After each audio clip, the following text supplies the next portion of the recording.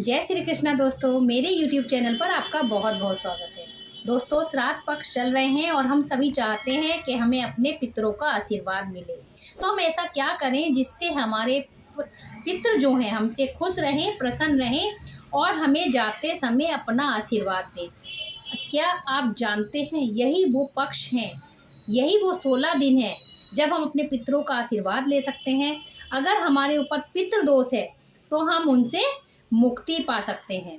जिस दिन हमारे पितरों की तिथि होती है, हम अपने घर में ब्राह्मणी को भोजन करवाते हैं। लेकिन क्या हम जानते हैं हमें ऐसा क्या भोजन में परोसना चाहिए कि इससे हमें अपने पितरों का आशीर्वाद मिले। इस दिन हमें 5 जगह भोजन निकालना चाहिए। पहला भोजन अग्नि के लिए, दूसरा कौर कुत्तों के लिए, तीसरा कौवों के लिए, चौथा गाय के लिए और लास्ट में चींटी के लिए। 5 जगह निकालना है। गाय, अग्नि, कौवा, कुत्ता और चींटी, इनको भोजन देने के बाद आपके घर में जो देवता विराजमान है उनको एक भोजन की थाली लगाइए और फिर जो ब्राह्मण देव आपने बुलाए हैं घर पर उन्हें प्यार से भोजन खिलाइए।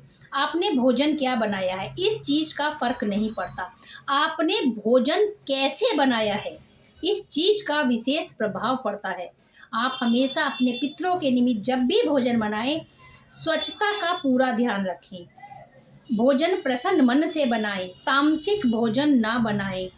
आप अपने पितरों को अगर आशीर्वाद के रूप में पाना चाहते हैं, उनका आशीर्वाद प्राप्त करना चाहते हैं, तो उस दिन उन्हें चावल से बनी खीर, पनीर, केले की सब्जी, रायता, आलू की सब्जी, उड़द की दाल से बने हुए बड़े, ये सब चीज़ अगर आप भोजन में परोसते हैं, काशी फल और खीर में भी आपको पंचमेवा डालनी है।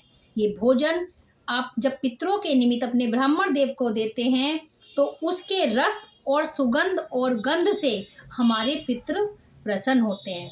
जैसे हमारा भोजन है अन्न, पितरों का हमारा भोजन है वो स्वाद, खाने की गंध।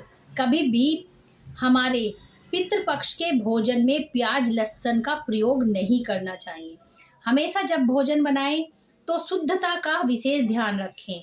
कुछ लोग बिना नहाए भोजन बनाकर ब्राह्मण को दे देते हैं, ये सबसे बड़ा अपने घर में हम लोग पितृदोष उत्पन्न करते हैं। ऐसा आपको नहीं करना है। नहा धोकर स्वच्छ मन से अपने रसोई में अच्छे से भजन लगाइए, भोजन प्रसन्न मन से बनाइए और ब्राह्मण देव को आदर सत्कार करते हुए जो भी आपकी श्रद्धा है वो उन्हें दान दक्षिणा के रूप में वस्त्र दे सकते हैं, आप कुछ भी सामान दे सकते हैं। और जो आपके पितरों को भोजन बना पसंद है वो उनके निमित्त जरूर बनाइए। दोस्तों, अगर हमारे पितर हमसे नाराज हो गए तो सोचो क्या होगा।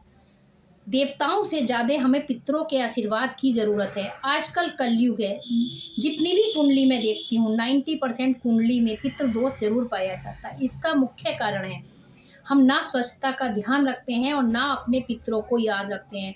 हम अपनी संस्कृति से विमुख होते जा रहे हैं। हमें अपनी संस्कृति को जोड़ना है और जो पितरों का आशीर्वाद है वो हमें पाना है। तो हम पक्ष में चाहें तो क्या कर सकते हैं, अगर किसी के ऊपर, एक मैं आपको महा उपाय बताती हूँ, किसी के ऊपर बहुत बड़ा वास्तु दोष है या किसी के घर में पितृ दोष चला आ रहा है, एक कुंडली से बच्चे से दूसरे बच्चे में ट्रांसफर हो रहा है, तो आपको जब भी आपको टाइम मिले, पंचमी के दिन तो ये उपाय अवश्य कर ले।